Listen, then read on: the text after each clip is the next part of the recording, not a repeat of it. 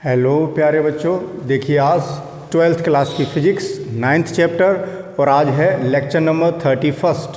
तो देखें, पिछले लेक्चर में बच्चों हमने सरल सूक्ष्मदर्शी पढ़ी थी, जो कि एक सिंपल सा उत्तल लेंस था। मतलब एक अकेला उत्तल लेंस था जो कि कम फोकस दूरी का था, उसकी क्षमता अधिक थी और उसको एक फ्रेम में बंद कर दिया था और उसकी हमने आवर्धन क्षमता भी निकाली थी।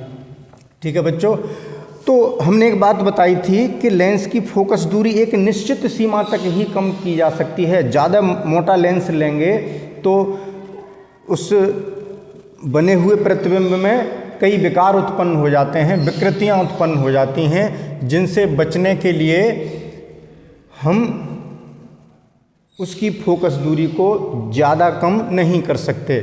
तो और उससे एक निश्चित आकार, एक निश्चित सूक्ष्म आकार तक की वस्तुओं को ही स्पष्ट देख पाते हैं, उसकी आवर्धन क्षमता बहुत ज़्यादा नहीं होती। अब हम ये चाहते हैं कि एक ऐसी सूक्ष्मदर्शी बनाएं जो बहुत छोटी वस्तुओं या कणों, बैक्टीरिया, वायरस, इनको भी बड़ा विस्तृत रूप करके हमें दिखा सके। तो हमें ज़रूरत पड़ती है संयुक्त या यौगिक सूक्ष्मदर्शी की। तो बच्चों इसमें क्या है कि सरल सूक्ष्मदर्शी में एक अकेले लेंस से आवर्धन पर्याप्त नहीं हो पा रहा था, प्रतिबिंब ज़्यादा गुना बड़ा नहीं बन पा रहा था। अब हम एक लेंस और प्रयोग कर लें तो एक लेंस आवर्धन करेगा, फिर दूसरा लेंस आवर्धन करेगा। तो कुछ ऐसी व्यवस्था करने जा रहे हैं जिसमें हम कई लेंसों का प्रयोग करेंगे, तो वो बन जाएगा यौगिक सूक्ष्मदर्शी। ठीक, तो सिंपल सा कॉन्सेप्ट बच्चों, एक बार मैं फिर जो कुछ बोला है सारांश उसका बोलूँगा कि सरल सूक्ष्मदर्शी से एक निश्चित मात्रा तक ही आवर्धन होता है। वो आवर्धन इतना ज़्यादा नहीं होता कि हम बहुत छोटी वस्तुओं को देख सकें। बहुत ज़्यादा छोटी हैं तो आवर्धन क्षमता बढ़ाने के लिए हमें कई लेंसों का प्रयोग करके एक ऐसी व्यवस्था बनाते हैं। उसी व्यवस्था को हम क्या कहेंगे? यौगिक सूक्ष्मदर्शी या संयुक्त सूक्ष्मदर्शी, दैट इज कंपाउंड माइक्रोस्कोप। तो बच्चों सबसे पहले इसकी बनावट देख लेते हैं, बाहरी बनावट देख लेते हैं। जो बाहर की जो बनावट होगी बच्चों, देखो इसमें एक धातु की बेलनाकार नली होगी बच्चों। जैसे ये मैंने नली बना दी, धातु की एक बेलनाकार नली, और इस नली के एक सिरे पर एक उत्तल लेंस लगा होगा L1। इस लेंस को, उत्तल लेंस है बच्चों, ये लेंस L1 छोटे द्वारक का है और छोटी फोकस दूरी का है। तो ये जो लेंस है ये कहलाता है अभिदृश्यक।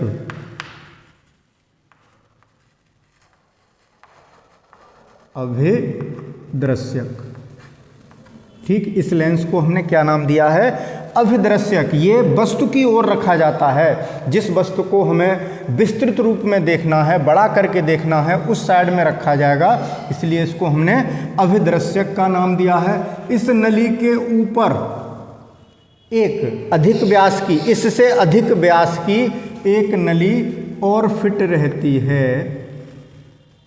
उसका व्यास इससे अधिक होता है बच्चों। तो ये भी बेलनाकार नली है। इस नली के दूसरी ओर भी एक लेंस लगा होगा, लेकिन ये लेंस इसकी तुलना में बड़ा होगा, इसकी फोकस दूरी भी इसकी तुलना में बड़ी होगी, यानी बड़ी दूरी का और बड़े फोकस का, ये बड़ी फोकस दूरी और बड़े द्वारक का एक लेंस होगा। L2 नाम देता हूँ मैं, और ये कहलाएगा बच्चों नेत्र का या अभिनेत्र लेंस। क्या कहेंगे? नेत्र का या अभिनेत्र लेंस। दैट इज, अभिदृश्यक को बच्चों हम कहते हैं ऑब्जेक्टिव, और इसको आई लेंस। आई लेंस का मतलब जो आंख के अंदर लेंस है उससे नहीं है। इस वाले लेंस को हम आंख की ओर रखते हैं, इसलिए इसको नेत्र का या अभिनेत्र लेंस कह दिया है बच्चों। ठीक है, बात समझ में आ गई। आई पीस भी कह देते हैं इसको। तो बात समझ में आ गई। L1 जो लेंस था ये इसका द्वारक समझते हैं इसके व्यास से, उसका जो साइज है, उसका जो डायमीटर है, जो व्यास है, वही द्वारक होता है, अपर्चर। तो द्वारक व फोकस दूरी कम होती है इसकी, फोकस दूरी कम, और इसका द्वारक व फोकस दूरी अधिक।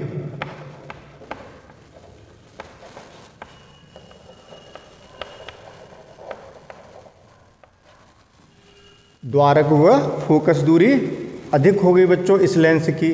और ये जो व्यवस्था है इसके अंदर इस लेंस के सामने बच्चों एक इस नली में एक क्रॉस वायर भी लगा रहता है। क्या लगा रहता है यहाँ पर? Cross wire. इसके अंदर एक फ्रेम में यहाँ एक क्रॉस वायर लगा होगा एक निश्चित दूरी पर। इससे जो प्रतिबिंब बनेगा वो इसको क्रॉस वायर पर ही फोकस करने की कोशिश करते हैं जिससे कि प्रतिबिंब स्पष्ट दिखे। तो ये क्रॉस वायर है, इसमें नली के अंदर लगा होगा बच्चों क्रॉस वायर। बनावट समझा रहा हूँ बच्चों, बाहर से जो बनावट है। इस नली के ऊपर हम आगे पीछे खिसका सकते हैं एक दंड चक्री व्यवस्था के द्वारा। हाँ, एक स्क्रू लगा होता है बच्चों, इसको घुमाते जाएंगे तो ये एक नली इस नली के अंदर आगे पीछे की जा सकती है, यानी इन दोनों लेंसों के बीच की दूरी को हम कम ज़्यादा कर सकते हैं उस माइक्रोस्कोप को फोकसित करने के लिए, प्रतिबिंब स्पष्ट दिखे ऐसी पोजीशन में लाने के लिए। तो ये जो व्यवस्था है आर मैंने नाम लिखा है, ये क्या है बच्चों? दंड चक्री व्यवस्था। आर क्या है? दंड चक्री व्यवस्था। इसको क्या, सॉरी बच्चों कटा नहीं है बच्चों, वो कट गया है लेकिन मैंने काटा नहीं है। व्यवस्था समझ रहे होंगे आप, कोई दिक्कत नहीं है। व्यवस्था इसको क्या कहते हैं? Rack and pinion. Rack and pinion arrangement. Rack and pinion arrangement कहते हैं बच्चों। तो ये बनावट हो गई बच्चों, ये अभिदर्शक, ये नेत्रिका, ये रैक एंड पिनियन मेथड से इस नली को इसके ऊपर आगे पीछे कहीं भी खिसका के इन लेंसों के बीच की दूरी को हम कम ज़्यादा कर सकते हैं। तो ये बाहरी बनावट रही बच्चों। अब ये प्रतिबिंब कैसे बनाती है और इसकी आवर्धन क्षमता कितनी होती है? तो देखें यहाँ दो लेंस प्रयुक्त कर रहे हैं बच्चों। एक बात और बता दूं मैं, यहाँ हमने छोटा लेंस लिया है, उसका कारण ये है छोटे द्वारक का है, फोकस दूरी भी कम रखी है, जिससे कि हम निकट स्थित बहुत सूक्ष्म वस्तु को देख रहे हैं तो एक निश्चित मात्रा में ही अंदर प्रकाश जाए। बड़ा लेंस ले लें तो बहुत ज़्यादा प्रकाश आएगा तो प्रतिबिंब इतना चमकीला बनेगा कि हमें दिखाई नहीं देगा, चौंध सा लगेगा। तो उचित मात्रा में ही प्रकाश प्रवेश करे, इसलिए इस लेंस का द्वारक हमने छोटा रखा है। तो ये बच्चों सूक्ष्मदर्शी किस तरीके से आवर्धन करेगी, प्रतिबिंब को कैसे बड़ा बनाएगी, वो सब चीज़ अभी देखते हैं। तो यहाँ हम इसका एक डायग्राम बनाते हैं बच्चों। तो पहले आप इसका स्क्रीनशॉट ले लें क्योंकि फिगर मेरा थोड़ा बड़ा भी हो सकता है तो ये दिक्कत पैदा कर सकता है। तो इतनी बात इसकी रचना में हो गई, आपने ये पढ़ ली। इसका स्क्रीनशॉट ले लें आप जल्दी से। तो स्क्रीनशॉट आपने ले लिया है। अब चलते हैं कि इससे फिगर कैसे बनेगा बच्चों, ठीक है। तो हम पहले साफ कर लेते हैं इसको, वो बनाना जरूरी है। आवर्धन भी निकालना है बच्चों, आवर्धन भी निकालेंगे कि कितना मैग्नीफिकेशन इससे होगा।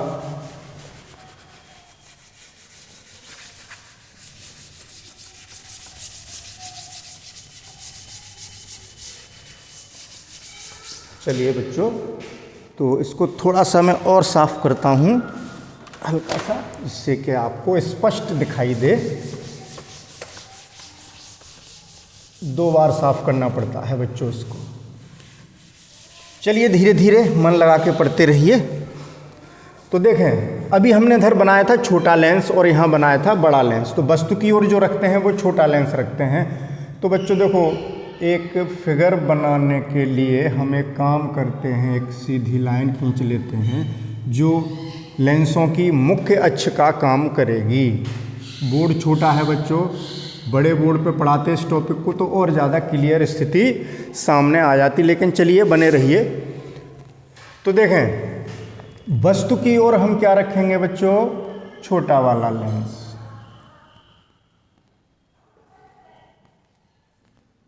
ठीक, छोटा लेंस और छोटी फोकस दूरी का, तो मैंने ये फोकस और ये फोकस। ये बच्चों वस्तु की ओर रखा जा रहा है, तो ये क्या है, ऑब्जेक्टिव लेंस है, तो मैंने इसको ओ नाम डाल दिया है। ठीक है, ओ फॉर क्या है, ऑब्जेक्टिव, यानी अभिदृश्य।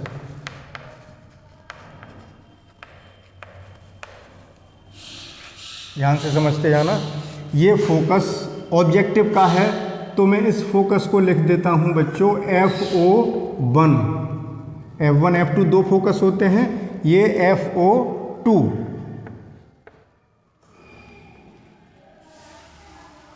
ठीक, इस लेंस के F1 F2, लेकिन अब इसमें आई लेंस भी होगा तो वहाँ ई से लिखेंगे, इसलिए F1 F2 को O लगा के हमने ये बता रहे हैं कि ये फोकस ऑब्जेक्टिव के हैं।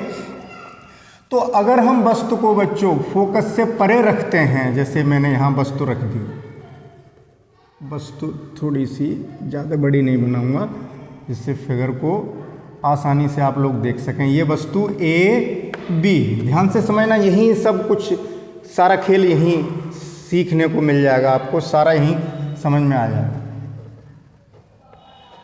तो एक किरण बच्चों कहाँ से ले जाएं, मुख्य अक्ष के समांतर प्रकाशिक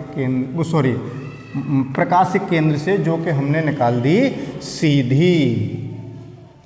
एक किरण मुख्य अक्ष के समांतर ला रहे हैं बच्चों, ये कहाँ से गुजारेंगे, फोकस से। ओहो हो, बहुत बड़ा चित्र हो जाएगा बच्चों, वो थोड़ा आगे से हमने निकाल दिया, ज़्यादा बड़ा हो जाएगा। चलो होने दो, थोड़ा और पास लाते हैं, फोकस थोड़ा इधर कर लेते हैं। देखो बच्चों, ये दूरियां तो बराबर होती हैं, FO और F1 F2 दोनों एक साइड बराबर ही होंगी।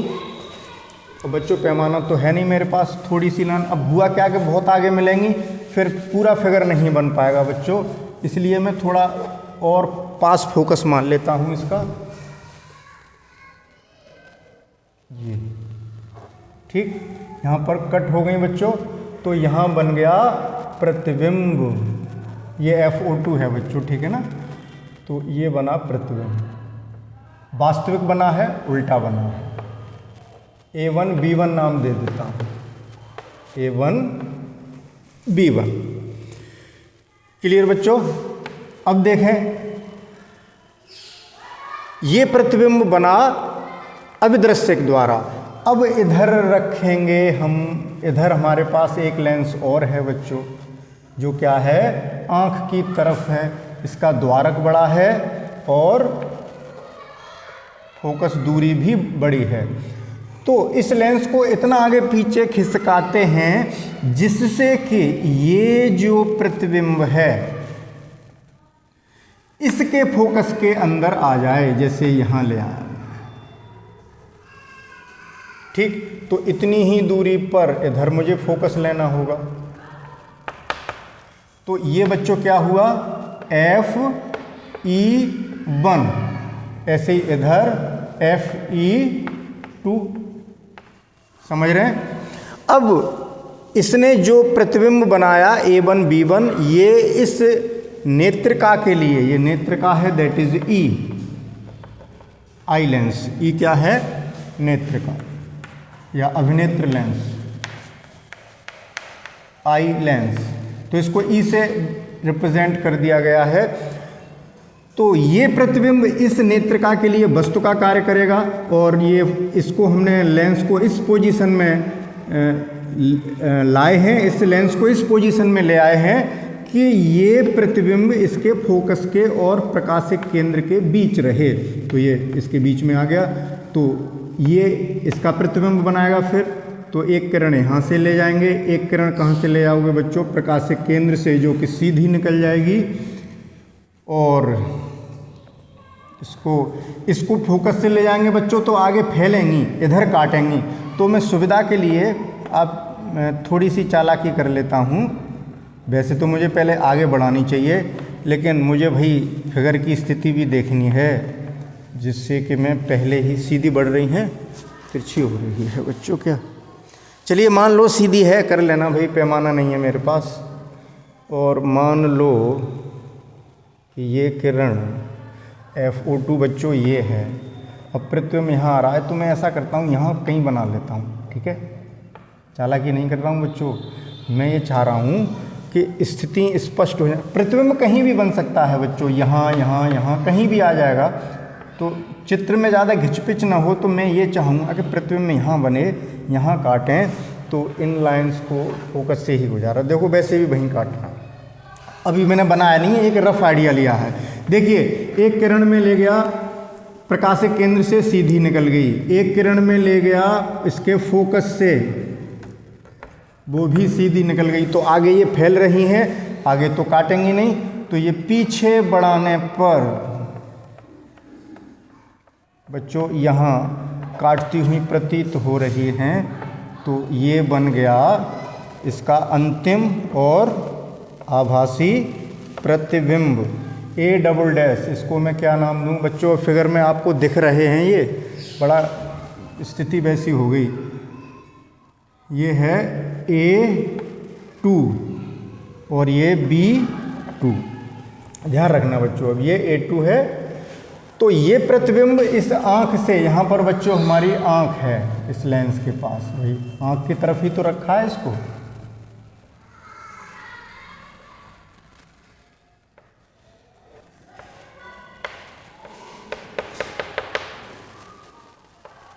किरणें आई में प्रवेश कर रही हैं और हमें ये इसका उल्टा और बहुत बड़ा प्रतिबिंब दिखाई दे रहा है। तो आवर्धन काफ़ी ज़्यादा हो गया। ये A2 आपको दिख रहा होगा, A2 B2, यहाँ B2 से समझ जाएंगे कि ये A2 है। ये प्रतिबिंब आँख से, आँख इस लेंस के बहुत समीप होती है, तो यहीं से दूरियां मान लेते हैं। मान लीजिए ये कितनी दूरी पर बन रहा है? स्पष्ट दृष्टि की न्यूनतम दूरी D पर बन रहा है, ठीक है। देखें वस्तु यहाँ रखी थी, अविदृश्यक लेंस से वस्तु की दूरी कितनी हो गई बच्चों? U0, ये वाली U0 वो लेंस है। और इसने प्रतिबिंब यहाँ बनाया, तो ये क्या हो गई? V0। यहाँ तक इस प्रतिबिंब तक की दूरी हो गई V0। बात क्लियर हो रही होगी, आपकी समझ में आ रही होगी। तो देखें यहाँ इसके अंदर में ये ऑब्जेक्टिव लेंस है, ऑब्जेक्टिव है इसलिए O नाम दे देता हूँ इस पॉइंट को, और इस पॉइंट यहाँ भी लिख दिया है मैंने, और यहाँ भी दे देता हूँ, कोई फ़र्क नहीं, क्योंकि डायग्राम्स में तो यहाँ पर है ये, यहाँ तो O मैंने ऑब्जेक्टिव है इसलिए, और ये आई लेंस है इसलिए लिख रखा है। तो नामकरण सबका हो गया बच्चों।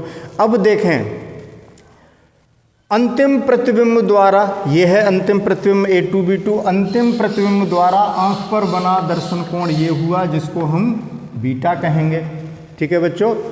और यदि वस्तु D दूरी पर रखी होती, यानी अगर यही वस्तु यहाँ होती बच्चों, D दूरी यही तो है जहाँ प्रतिबिंब बनना है, तो यही वस्तु AB अगर यहाँ होती, ऐसे आगे बढ़ा दे रहा हूँ बच्चों सीधे, इस वस्तु को मैंने कल्पना कर लिया है यहाँ पर A2 B पर, इस पॉइंट से A2 B डैश कर लेता हूँ, चलो A2 B डैश पर। तो ये नेत्रिका पर जो कोण बनाएगी, यहाँ मिलाऊँ, ये मिला दिया मैंने, ये A1 बच्चों नीचे लिख लेना, हटा दूँ मैं, वही फिगर में बड़ा दिक्कतें आती हैं, ऊपर नीचे लाइन वाइन सब बनानी पड़ती हैं, तो वहाँ ये, तो इस वस्तु द्वारा आँख पर बना दर्शन कोण ये हो गया बच्चों अल्फा, और ये बिंदु क्या है बच्चों? A1 B1, और ये बिंदु बच्चों दिख रहा है आपको A2 है, मैं बोल दिया करूँगा वैसे आपको, मैं देखूँ स्क्रीन में दिख रहा है क्या? हाँ हल्का सा दिख रहा है बच्चों, कोई नहीं, ध्यान रखें ये पॉइंट A2 है। तो अब देखें इसका आवर्धन निकालते हैं बच्चों, इस चित्र का बनना समझ में आ गया भाई। इस अभिदृश्यक ने इसका प्रतिबिंब बनाया A1 B1 पर, नेत्रिका ने नेत्रिका को ऐसे फोकस किया कि ये प्रतिबिंब फोकस के अंदर आ जाए, इसके फोकस के अंदर FE1 के अंदर, तो उसका सीधा इस प्रतिबिंब का सीधा प्रतिबिंब यहाँ बना दिया, लेकिन मूल वस्तु की तुलना में ये प्रतिबिंब उल्टा ही रहा बच्चों। भाई इसकी तुलना में इसके सापेक्ष ये प्रतिबिंब सीधा बना, नेत्रिका ने सीधा बनाया लेकिन अभिदृश्यक ने उल्टा बनाया था, तो फाइनल जो अंतिम प्रतिबिंब है वो इसके द्वारा उल्टा ही बना। अब इसकी आवर्धन क्षमता निकालते हैं, आवर्धन क्षमता। तो बच्चों मैंने कल पढ़ाया था, अब मैं पूरी बात नहीं लिख रहा।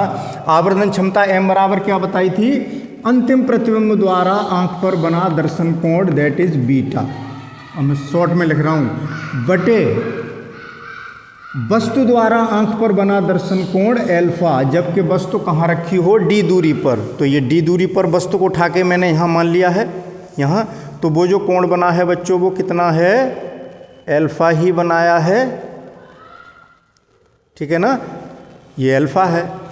तो ये मैंने पूरी परिभाषा नहीं लिखी, वो पूरा सूत्र नहीं लिखा, आप लिख लेंगे। ये कोण छोटे होने की स्थिति में बीटा को tan बीटा और एल्फा को tan एल्फा लिखा जा सकता है बच्चों। अब देखें इस ट्रायंगल से tan बीटा कितना आ रहा है, tan बीटा बराबर देखें बच्चों क्या आएगा, A2B2 बटे this that is D, A2B2 बटे D, और tan एल्फा बराबर क्या आएगा बच्चों, देखें A2B डैश बटे D,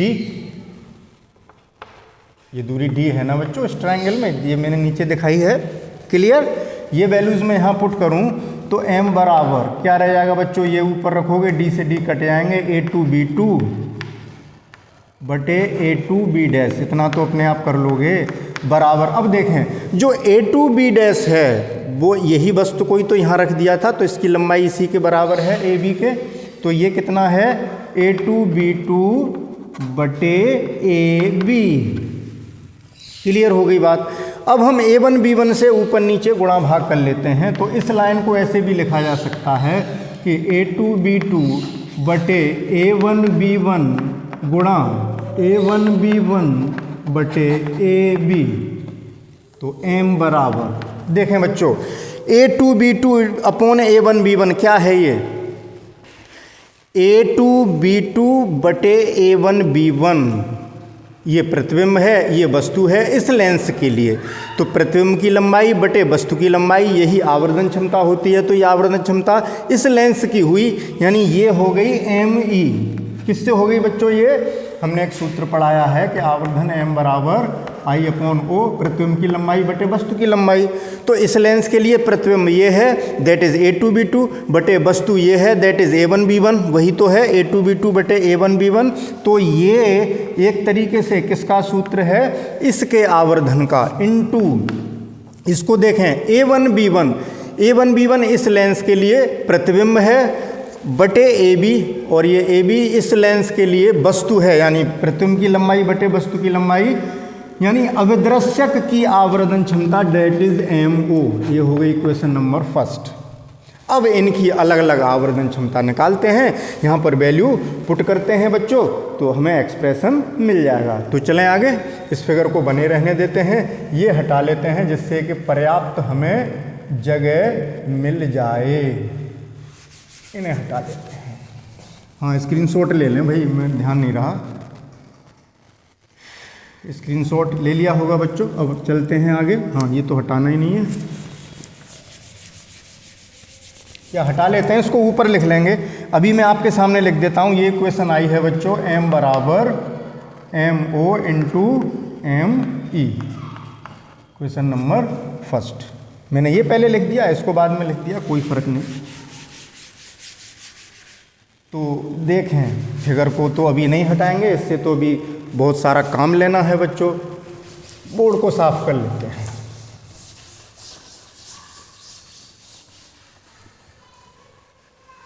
ये प्रतिबिंब बनाना आ गया था बच्चों, भाई मेन चीज़ यही है कि आप इस चीज़ को बना सकें, ठीक है ना।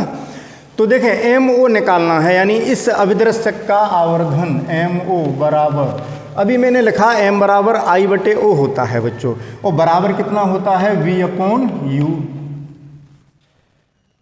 तो किसी लेंस का आवर्धन, मैं यहाँ पहले सूत्र लिख दूँ, ये होता है ना, तो वी अपॉन यू से लेके चल रहे हैं। तो यूजिंग फॉर्मूला लेंस के लिए बच्चों हम पीछे पढ़ा चुके हैं, लेंस के लिए आवर्धन का सूत्र है कि m बराबर v अपॉन यू, ठीक। तो फॉर ऑब्जेक्टिव JECT ऑब्जेक्टिव, यानी इस लेंस के लिए देख रहे हैं, तो MO बराबर v कितना रखोगे बच्चों, इस लेंस ने प्रतिबिंब यहाँ बनाया तो v है v0, इस दिशा में है तो प्लस का, अपॉन u इधर है तो माइनस u0, ये आ गया MO। For eye lens ME बराबर v अपॉन यू लगाओगे, इसके लिए v इस साइड है बच्चों, v यही तो हुआ जो कि d है, माइनस डी रखेंगे, बटे u, वस्तु ये थी इस लेंस के लिए, ये वस्तु थी, ये प्रतिबिंब था।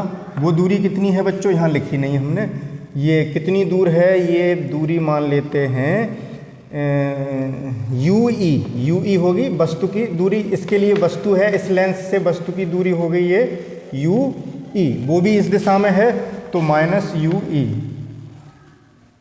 That is minus minus cancel, कितना आ गया D अपॉन UE। तो ये वैल्यूज यहाँ पुट कर दें इक्वेशन फर्स्ट में, पुटिंग इन फर्स्ट, क्या मिलेगा बच्चों, देखें m equals to M nought के स्थान पर minus v nought upon u nought into d upon u e, ये जनरल एक्सप्रेशन आ गया, ठीक, इक्वेशन नंबर सेकंड। तो आवर्धन इतना होगा, आवर्धन क्षमता इस माइक्रोस्कोप की कितनी होगी बच्चों, v nought upon u nought और डी अपॉन यू ई। अब भिन्न भिन्न स्थितियों में आवर्धन के लिए सूत्र प्राप्त करते हैं, ये एक व्यापक सूत्र हो गया। केस फर्स्ट, जब अंतिम प्रतिबिंब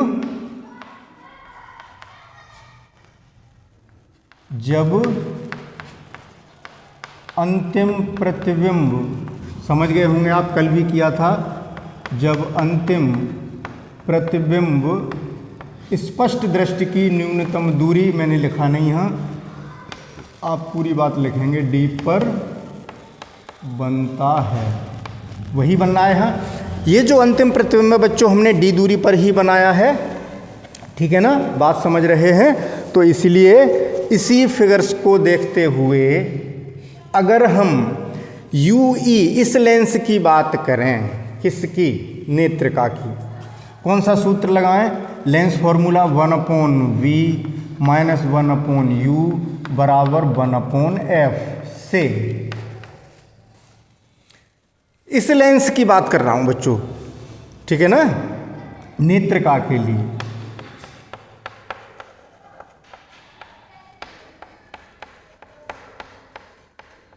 देखें v के स्थान पर आप d रखेंगे, वो भी माइनस का, और u के स्थान पर UE रखेंगे, वो भी माइनस का, और f के स्थान पर FE रखेंगे।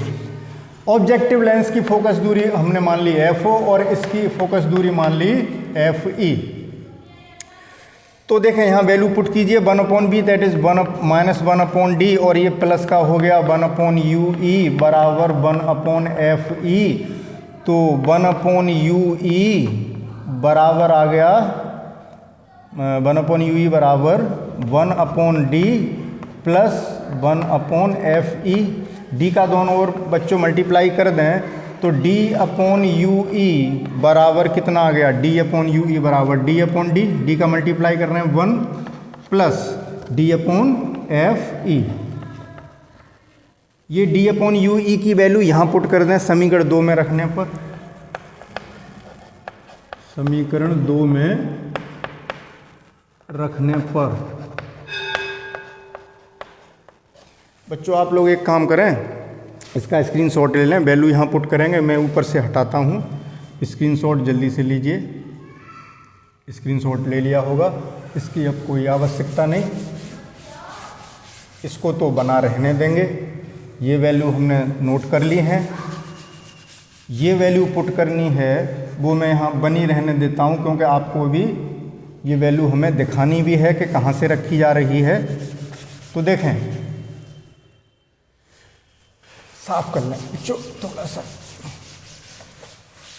किस में रखेंगे, इस वैल्यू में।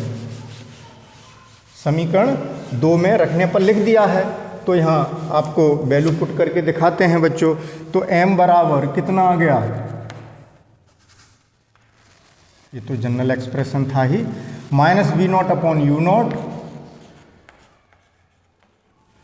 और d अपॉन ue की जगह 1 + d अपॉन fe। ये एक्सप्रेशन आ गया बच्चों, ये आवर्धन क्षमता आ गई। कब, जब अंतिम प्रतिबिंब स्पष्ट दृष्टि की न्यूनतम दूरी d पर बनता है। ठीक है बच्चों, ये d अपॉन ue का केस हो गया। ये आ गई समीकरण नंबर 3। ये जनरल एक्सप्रेशन था, ये स्पष्ट दृष्टि की न्यूनतम दूरी पर बनने पर आ गया। इनको हटा दें क्योंकि ये आप नोट कर चुके हैं। अब देखें बच्चों, हम ये चाहते हैं द्वितीय स्थिति, केस सेकंड, यहीं से शुरू कर देता हूँ क्योंकि ये चीज़ों की जरूरत पड़ेगी। केस सेकंड, जब अंतिम प्रतिबिंब अनंत पर बनता है।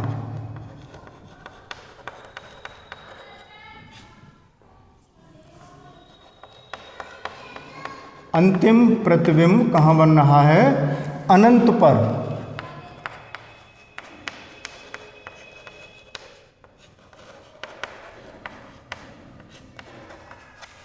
इस समय बच्चों जब अंतिम प्रतिबिंब अनंत पर बनेगा तो आंख उस समय रिलैक्स्ड स्टेट में कहलाती है, श्रांत अवस्था में कहलाती है, क्योंकि उस समय नेत्रों की मांसपेशियों पर, नेत्र लेंस की मांसपेशियों पर कोई दबाव नहीं होता है। मांसपेशियां बिल्कुल फ्री होती हैं और लेंस बहुत उस समय पतला होता है, फ्री होता है, उन पर कोई दबाव नहीं होता है। ठीक है, कौन सी स्टेट कहलाएगी वो बाद की बात है। अब चलिए आगे। हाँ, ये अंतिम प्रतिबिंब ये अनंत पर बनना है, अभी डी पर बनना था बच्चों। ये अनंत पर कब बनेगा कि जब ये प्रतिबिंब जो इसके लिए वस्तु का कार्य कर रहा है, जो कि इसने बनाया है अभिदृश्यक ने, A1 B1, ये इसके फोकस पर स्थित हो, यानी ये प्रतिबिंब कहाँ आ जाए, इस नेत्रिका के फोकस पर, और फोकस पर स्थित वस्तु का प्रतिबिंब अनंत पर बनता है। तो इस लेंस को हम आगे को खिसका दें तो इसका फोकस आगे को बढ़ेगा। तो जैसे ही इसका फोकस यहाँ पर आएगा तो बच्चों प्रतिबिंब अनंत पर बन जाएगा। तो इसी में बना दूँ अब मैं, कैसे, इतना बना रहने दीजिए या दोबारा बना के दिखा दें तो स्थिति आपको क्लियर हो जाएगी बच्चों। दोबारा बना देते हैं, ये यहाँ मैंने समझा दिया है। जैसे या ऐसे कर लेता हूँ, इसे हटाता हूँ, देखें, देखो इसी में समझा दें तो तुलना हो जाएगी आपकी। क्या हो जाएगी, तुलना। ये अंतिम प्रतिबिंब हटा देते हैं, ये हटा देते हैं। अंतिम प्रतिबिंब ही तो अनंत पर बनना है, ये तो यहीं बनेगा बच्चों, यहीं बनेगा कि नहीं बनेगा, इधर का हटाना है।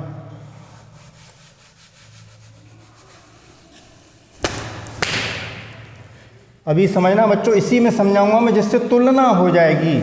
अलग से बनाऊंगा फिगर तो बात गोलमोल हो जाएगी। आप कहेंगे सर ये क्या क्या कर दिया नए सिरे से, तो हम नए सिरे से कर ही नहीं रहे बच्चों, इसी में देखते हैं, समझाते हैं आपको। यही तो स्थिति थी बच्चों। देखो ये अभिदृश्यक था, वस्तु फोकस से बाहर रखी थी, इस लेंस ने इसका प्रतिबिंब A1 B1 बना दिया, यही तो बनाया है A1 B1। अब इस लेंस को इतना खिसकाएंगे कि इसका फोकस इसी प्रतिबिंब पर आ जाए। तो अभी जो हमने फोकस यहाँ माना था बच्चों, इस नेत्रिका का फोकस यहाँ है, इसके फोकस पर ही है, FE1 पर। तो इतनी ही दूरी पर इधर FE2 होगा बच्चों, नीचे लिखूं FE2 होगा। ठीक है, अंतर समझ में आ गया। पहले हमने इस प्रतिबिंब को इसके फोकस के अंदर रखा था, अब लेंस को इतना खिसका लिया कि वो इसके फोकस पर ही आ जाए। तो अब Fe2 एक किरण मुख्य अक्ष के समांतर यहाँ से सीधी निकल गई, एक इसके फोकस से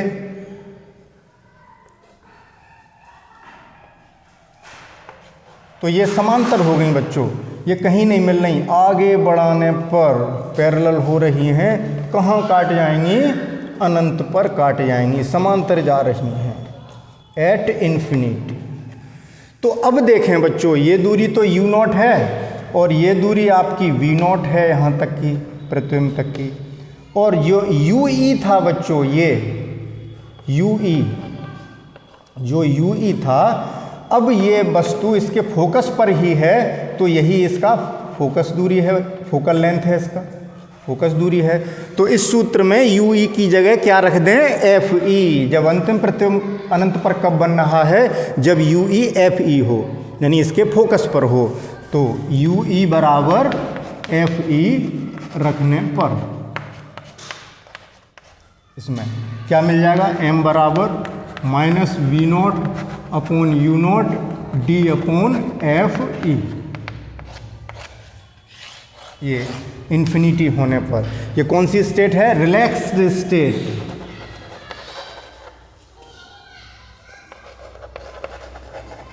ऑफ आई, श्रांत अवस्था है।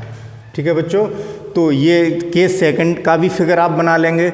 एक बार मैं चेक कर दूं सही बनाया है, क्योंकि उसी में बनाया है ना बच्चों बिगाड़ के। हाँ, ये ए है, ये बी है, ये ए बी वस्तु है, इसका प्रतिबिंब यहाँ बन गया a1 b1, ये a1 b1 है बच्चों, इसका प्रतिबिंब, हाँ ऐसे दिखाओ, इसका प्रतिबिंब अनंत पर बन गया। तो ये स्थिति रही।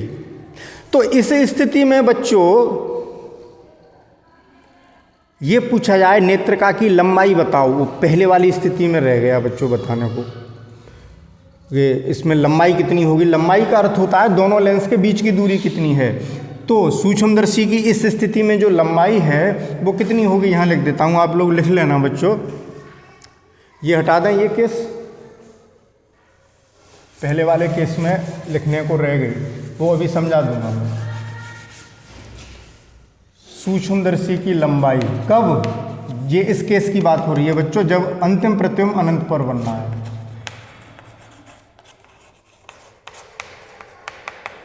कितनी होगी, दोनों लेंसों के बीच की दूरी लिखनी है बच्चों।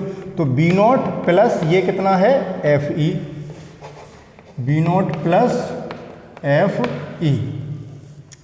और जब d पर बना था बच्चों, तब क्या था, अंतिम प्रतिबिंब जैसे यहाँ बन गया था, वो d दूरी थी, इसी में कर दूँ मैं, d दूरी पर बना था ये। तो उस स्थिति में आपको बताना था कि ये दोनों के बीच की दूरी कितनी होगी, वो बात वहाँ पे रह गई। तो पहले इसमें कोई ज़्यादा वो नहीं कर रहा बच्चों इस फिगर में, फिर आप लोग कंफ्यूज हो जाएंगे कि ये लाइन कहाँ से खींच दी सर ने। तो इस चित्र से आप देख रहे हैं ना, देखें यहाँ से यहाँ तक की दूरी निकालनी है, तो यहाँ से यहाँ तक की दूरी हो गई v0 प्लस यहाँ से यहाँ तक की दूरी हो गई ue के स्थान पर fe, तो दोनों जोड़ दें। ऐसे ही जब अंतिम प्रतिबिंब बच्चों d पर बना था, उस स्थिति में भी दूरदर्शी की लंबाई जो होगी, केस फर्स्ट वाली, केस फर्स्ट में आप चित्र में देख लेना, मैंने तो हटा दिया है चित्र। जब आप चित्र में देखेंगे, पिछला स्क्रीनशॉट पहले देख के, तो उस स्थिति में आपको पता लग जाएगा। ठीक है बच्चों, वो अभी हम बताते हैं। देखें, ये दूरी आई थी v0 और ये दूरी उस समय थी ue, वहाँ fe के बराबर नहीं थी। यहीं से देख लें, जब अंतिम प्रतिबिंब स्पष्ट दृष्टि की न्यूनतम दूरी पर बना था, तो ये दूरी fe के स्थान पर ue थी, तो लंबाई कितनी हो गई v0 प्लस ue। ये नेत्रिका की लंबाई, उसमें बढ़ा लेना केस फर्स्ट में। ठीक है बच्चों, हाँ, तो इसका स्क्रीनशॉट लें, फिर कुछ मुख्य बातें मैं और बताऊंगा। ठीक है बच्चों, इसको हटाते हैं, स्क्रीनशॉट आपने ले लिया होगा। यहाँ पर मैं एक बात थोड़ी सी बताना चाहूँगा जो आपके नॉलेज के लिए है। अभी मैंने बताया था बच्चों कि अभिदृश्यक का द्वारक छोटा था, अभिदृश्यक का द्वारक छोटा था, ये अभिदृश्यक O था और नेत्र का ये थी। इसकी फोकस दूरी अभिदृश्यक की FO, इसकी फोकस दूरी FE। तो ध्यान रखें, ये बात नोट कर लें कि संयुक्त सूक्ष्मदर्शी में नेत्रिका की फोकस दूरी ऑब्जेक्टिव के फोकस दूरी से अधिक होती है, लेकिन इन दोनों में ज़्यादा अंतर नहीं होता, बहुत अधिक नहीं होती कि बहुत ज़्यादा अंतर कर दो। FE बड़ा तो होता है इससे, परंतु FE व FO के मान में अधिक अंतर नहीं होता, अधिक अंतर नहीं होता। तो बच्चों आज हमने सरल संयुक्त सूक्ष्मदर्शी का अध्ययन कर लिया है। प्रतिबिंब कैसे बनता है, भिन्न भिन्न स्थितियों में हमने उसकी आवर्धन क्षमता का व्यंजक भी प्राप्त किया। तो बच्चों जो भी अभी सूत्र आए थे उसमें ध्यान रखेंगे कि सभी वैल्यूज़ हम पहले ही ऑलरेडी चिन्ह सहित रख चुके हैं। तो इन पर आधारित जब कोई आंकिक प्रश्न आएगा तो U, V, D इनके मान में हम कोई चिन्ह का प्रयोग नहीं करेंगे, सीधे सीधे पॉजिटिव ही रखेंगे। ये नहीं सोचेंगे कि माइनस का रखें कि प्लस का रखें, क्योंकि किसको माइनस रखना था किसको पॉजिटिव रखना था वो व्यंजक निकालते समय ही हमने उसको पुट कर दिया था। तो अब दोबारा उस फॉर्मूले में आपको सोचने की कोई आवश्यकता नहीं है। ये बात मुझे थोड़ी और समझानी थी। तो बच्चों जो अच्छे सूक्ष्मदर्शी होते हैं, एक बात मैं और बता दूं, ये लेंस भी कई लेंसों से मिलके बने होते हैं। जैसे ये अभिदृश्यक अकेला एक लेंस नहीं होगा, कई लेंसों से मिलके बना होगा, जिससे आवर्धन और ज़्यादा बढ़ जाता है। और प्रतिबिंबों में जो विकृति पैदा हो रही थी, जैसे अवर्णक न होना लेंस का, यानी रंगीन प्रतिबिंब बन जाना, टेढ़े मेढ़े बन जाना, विकृत बन जाना, भिन्न भिन्न स्थितियों में बन जाना, क्योंकि भिन्न भिन्न रंगों की फोकस दूरियां अलग अलग होंगी तो भिन्न भिन्न रंगों के प्रतिबिंब भिन्न भिन्न जगह बनने लगते हैं। तो ऐसे दोषों को दूर करने के लिए अच्छे माइक्रोस्कोप में ये ऑब्जेक्टिव और आई लेंस कई लेंसों से मिलकर के बने होते हैं। ये भी मैं एक नॉलेज के लिए आपको बता दे रहा हूँ, लेकिन आपको एक कॉन्सेप्ट पढ़ना था कि कैसे मैग्नीफिकेशन होता है, कैसे बड़ा प्रतिबिंब बन जाता है। ठीक है ना? तो ओके, ये कंप्लीट हुआ। अब कल मिलते हैं बच्चों एक नए टॉपिक के साथ। आज बताएंगे नहीं तो कल उत्सुकता खत्म हो जाएगी। Okay, thank you for watching.